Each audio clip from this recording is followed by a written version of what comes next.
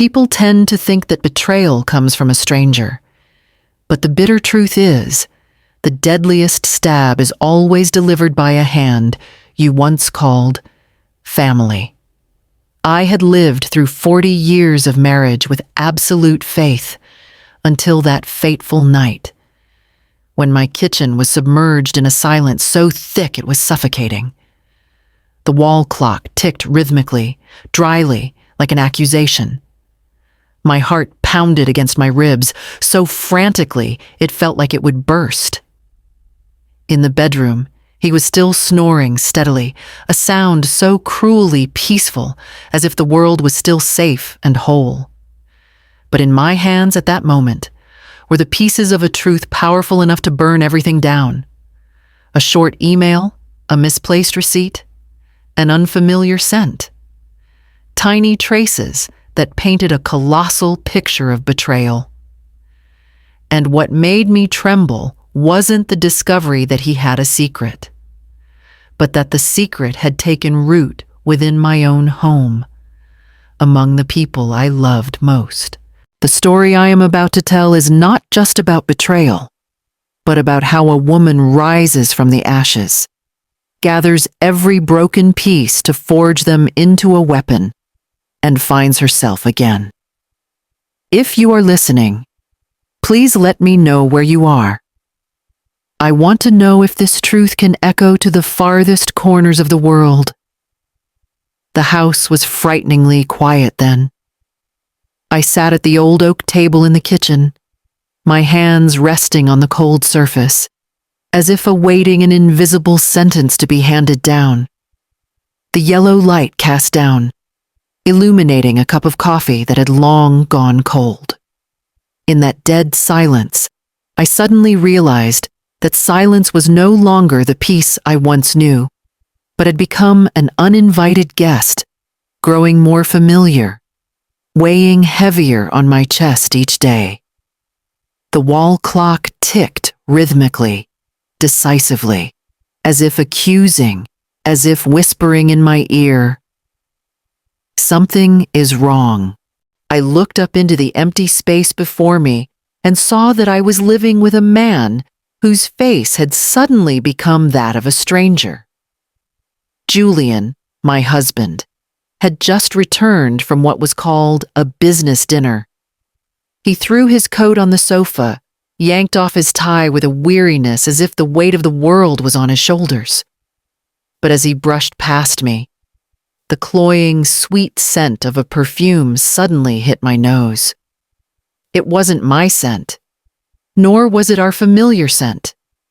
It was like a foreign mark, abruptly tearing apart the false shell of peace.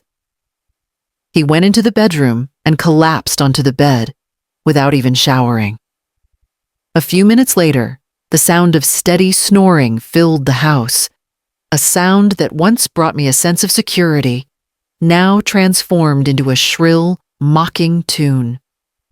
I sat there, in the darkness, listening to my heart pound like a war drum, and a premonition told me a storm was about to break, right inside this very house. That storm began not with thunder, but with the achingly familiar sound of steady snoring spreading through the house. That was when I stood up. Not a single hurried movement, yet no hesitation either. 40 years in the kitchen had taught me a strange discipline. My hands keep working, my heart stays calm, and the truth is left to rise on its own, like a creme caramel just freed from its mold, trembling slightly, but perfectly round, with nowhere to hide. I quietly cleaned up the things he had left behind.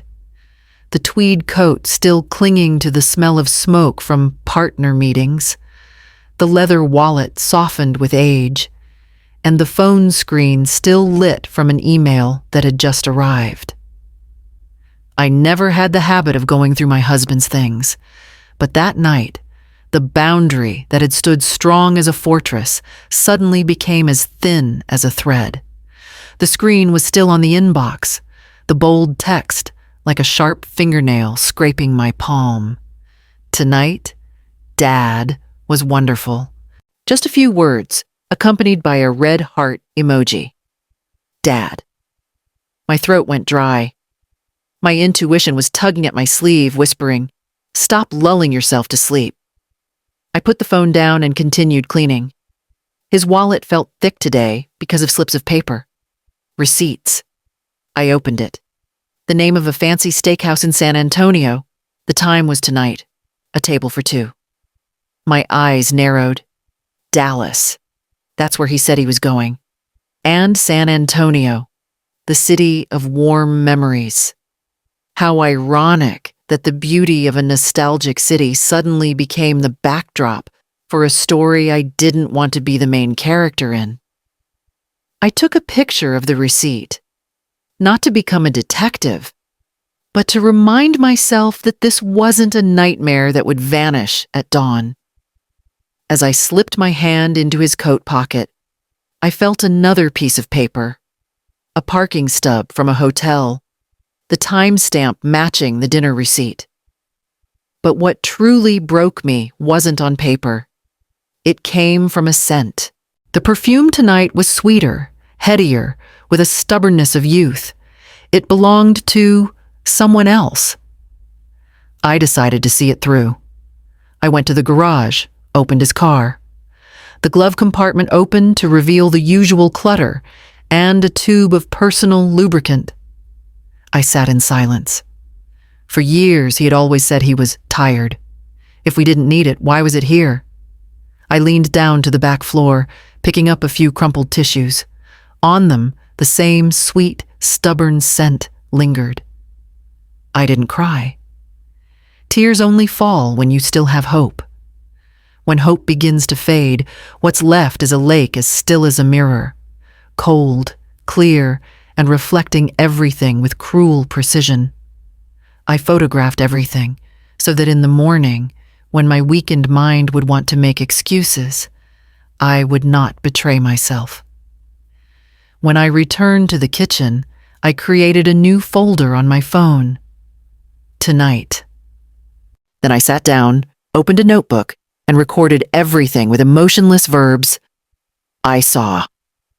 I photographed. I put back in its place. The next morning, Julian appeared.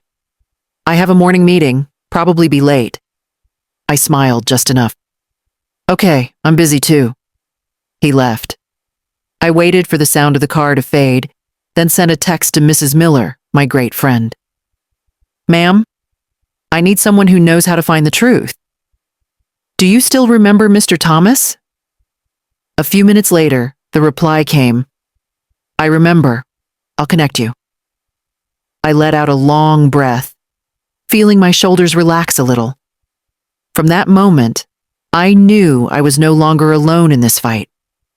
The appointment was quickly arranged, and that afternoon, I went to a small cafe tucked away in a corner of the street. The door opened, and a man walked in. Stocky, plainly dressed, but his eyes held the sharpness of someone who had seen through 100 secrets. "Mrs. Roberts?" His voice was deep, steady. I nodded. I pushed a small USB drive towards him. My voice trembled but was clear. "This is everything I have. I think my husband is betraying me." Thomas, his name was, silently reviewed each photo. Not a word of judgment, not a hint of pity, only a cold professionalism. He looked up, his gaze softening slightly. "I understand. I'll start this afternoon. Don't worry, I'll be in touch when I have something." I nodded, though 100 unasked questions were in my heart. As I walked out of the cafe, the crowd on the street was still bustling. I suddenly felt utterly alone. For 40 years, I had believed my marriage was an impenetrable fortress. Now, I realized I was just sitting in a house with walls that had rotted from the inside. I returned to the bakery, trying to bury myself in work, but my mind couldn't find peace. The afternoon dragged on like a century, every second a heavy weight. Around 8 in the evening, my phone buzzed. A text from Thomas. Mrs. Roberts. He just entered Le Jardin restaurant, table 17, with a young woman. I have photos. Please prepare yourself. I read the message over and over, then opened the attachment. My hand shook so much I almost dropped the phone. On the screen, under the warm yellow light, was Julian. And next to him, sitting so close there was no space between them, smiling with her head tilted, was Ava. Ava, the apprentice I had treated like my own daughter. The whole world around me seemed to stop, then shatter. I had treated Ava like my own flesh and blood. 5 years ago, she came asking for a job with timid eyes and a difficult past. I saw myself in her, so I took her in, not only teaching her every recipe, but also how to manage the books, how to carry herself. My son, Daniel, also adored Ava like a younger sister. And yet, here she was, the girl I trusted with all my heart, sitting there in a seductive red dress I had never seen, her eyes fixed on my husband like a lover. My heart felt like it was being squeezed in a vice. Memories flooded back. The times Julian would stop by the shop and praise Ava for being quick and resourceful. The times Ava stayed late. I had believed in that fabricated diligence. It was all an elaborate play. Thomas sent another short video. Julian leaned in, whispering something in Ava's ear. She laughed, a clear but provocative sound. Julian looked at her with a tenderness that was heartbreaking. That look. In 40 years, I had never once received it. A wave of dizziness washed over me. Why Ava? Why the person I had loved and cared for like my own child? When the shop closed, I finally dared to collapse onto a chair. My tears fell. I remembered the first day Ava came, timidly saying, "Thank you, ma'am. You're like a second mother to me." Now, the truth had turned that memory into a cruel joke. That night, Julian came home, the strange perfume still clinging to him. He saw me sitting in the dark and flinched. "You're still up?" I looked straight into his eyes, wanting to scream the truth, but I held back. I needed more proof. "Couldn't sleep," I replied, my voice hoarse. The next day, Thomas sent more proof. Photos of Julian and Ava leaving the restaurant, hand in hand. Then they entered a hotel together. This was the naked truth. That evening, Daniel came home.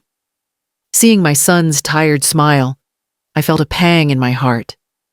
He had no idea his revered father and the girl he saw as a sister were betraying the entire family. I could only remain silent. But in my heart, I had sworn an oath. This truth would never be buried. I never imagined that the truth could be even more horrifying than what I had conceived. That morning, as I was busy mixing dough for a batch of creme caramel, my phone buzzed again. A text from Thomas, brief but sharp as a knife. "Mrs. Roberts, I have a recording. They are not just having an affair, they are talking about the bakery." I stood frozen amidst the vanilla-scented kitchen. An affair was a stab wound, but a conspiracy to seize the bakery, where I had poured my entire life's devotion, was tantamount to tearing my soul apart. I shakily opened the audio file. Ava's voice came first, youthful but sharp. "Honey, I don't want to wait anymore. This chain of stores is a fortune. I want it all in my name. I want her out of this house." Then came Julian's voice, deep, confident, painfully familiar. "Don't worry. Juliet trusts me.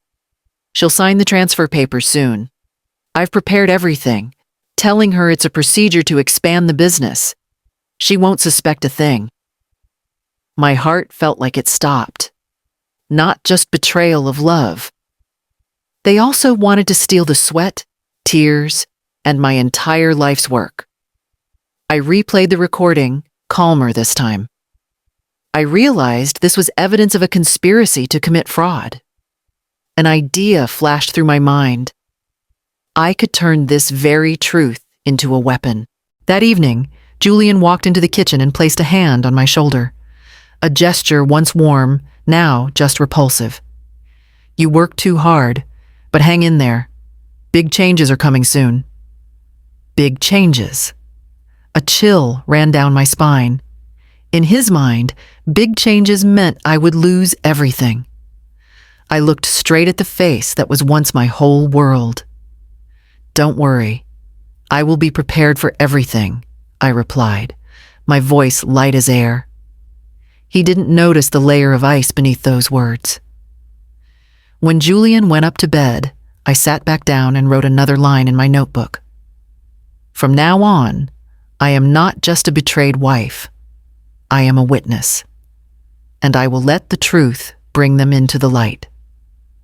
The resolve was there, but fear still crept into every corner of my mind. I barely slept that night. I knew Julian. He would not hesitate to erase all traces. I couldn't let that happen.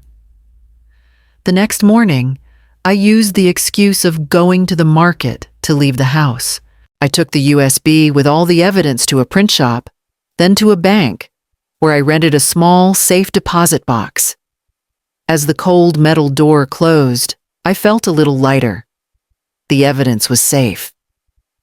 That afternoon, I met with lawyer Carter. I placed the printed file on his desk. This is everything I have. I suspect my husband and my employee are conspiring to seize my assets. I need your counsel.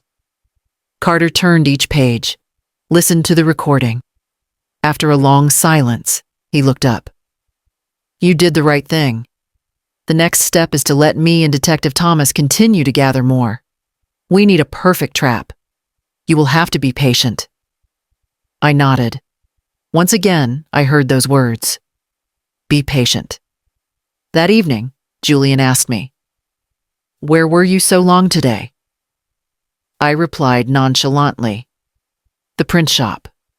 The hotel requires hard copies of the contract." He nodded, asking no more questions. But in his eyes, I saw a flicker of suspicion. I knew from now on, every word I spoke, every step I took, was a move in a chess game. And it was time for this chess game to have a dramatic checkmate. I had never been one for theatrics, but sometimes, to unmask others, you must build a stage for them. In the morning, I overheard Julian's phone call. He was asking Ava to come to the house. Juliet is going to Nashville to sign a contract, won't be back till evening. You can come, he said. I listened, and my heart slowed. This was the moment I had been waiting for. I did not go to Nashville. Instead, I went to my neighbor Mrs. Peterson's house.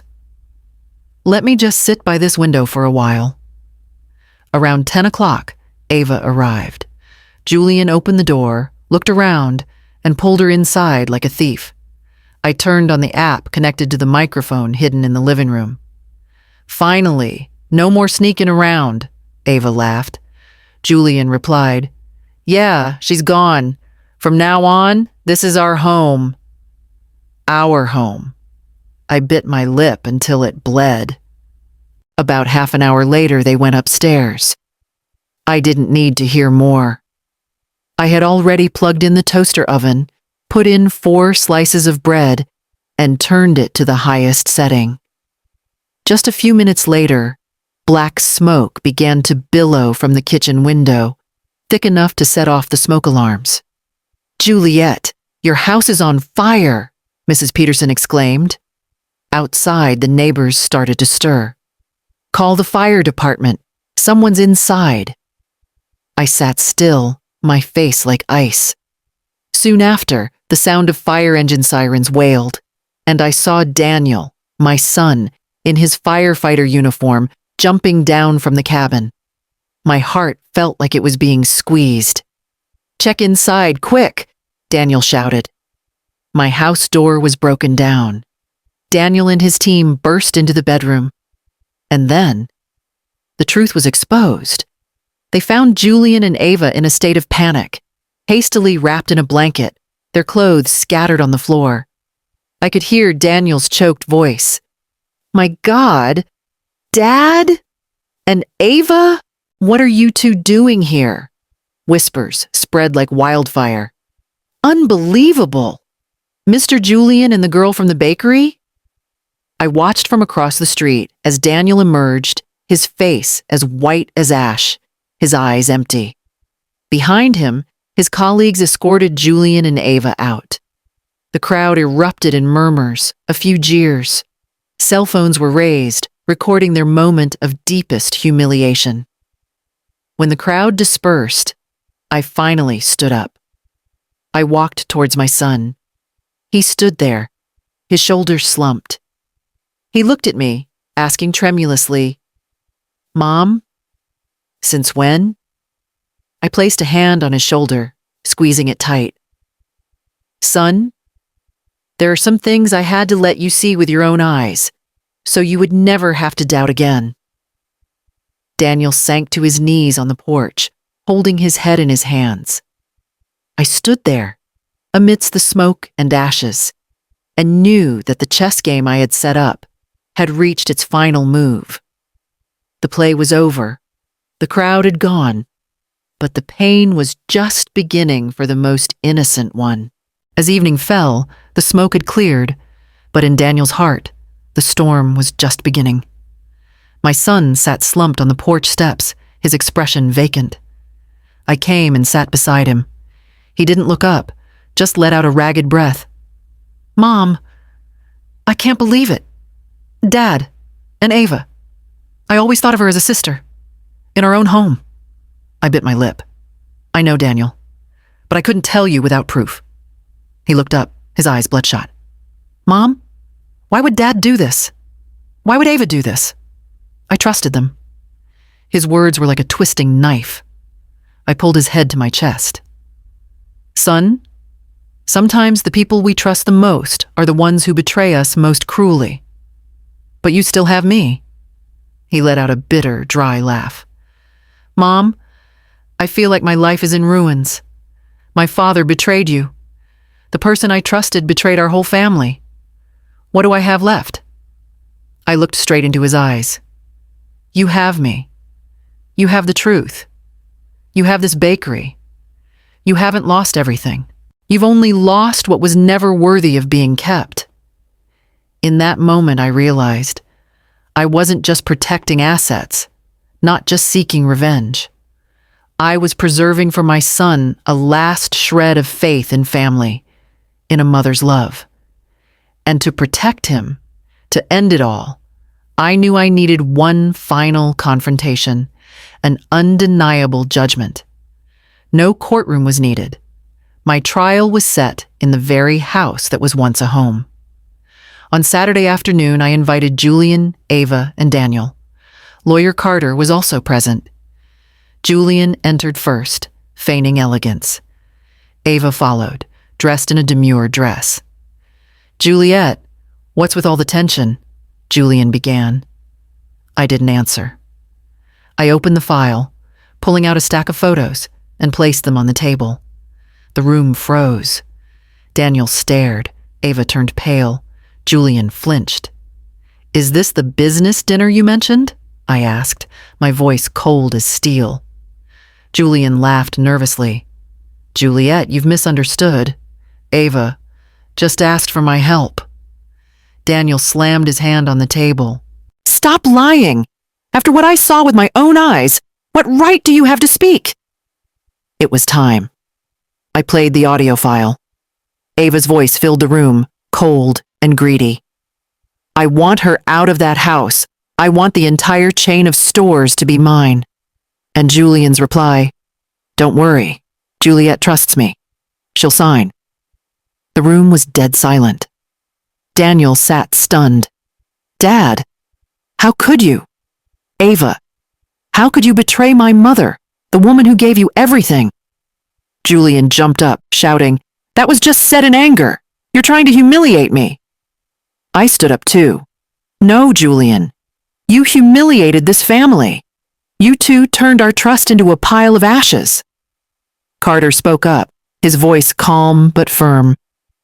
Mr. Julian, Ms. Ava, with the existing evidence, if this goes to court, you could face charges of fraud. I advise you to sign away all rights related to the bakery, right here. I pushed 2 sets of papers towards them. Sign, or we'll see each other in court tomorrow.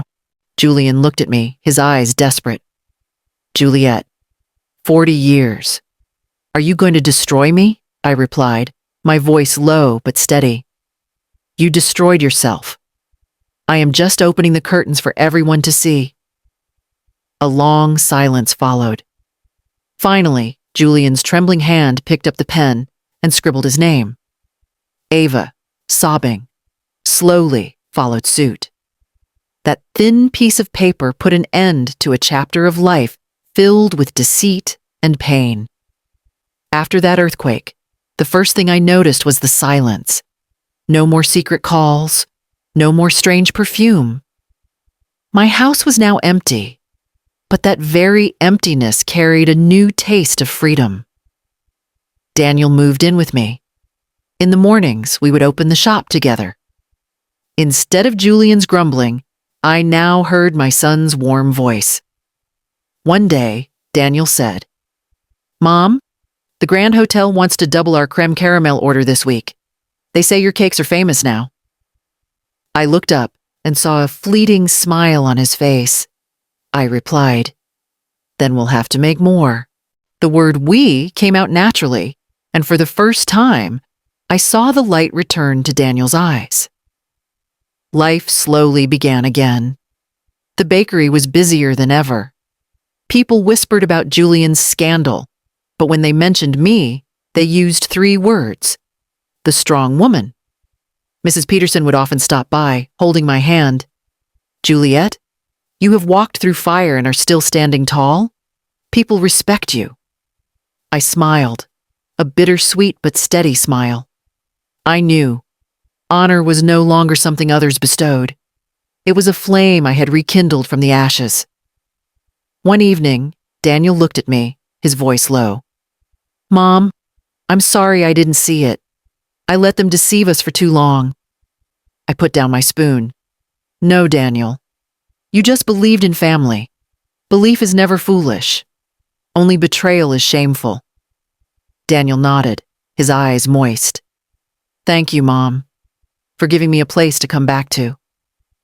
The peace in our small home was gradually being rebuilt, but the world outside was anything but silent. The news spread faster than I thought.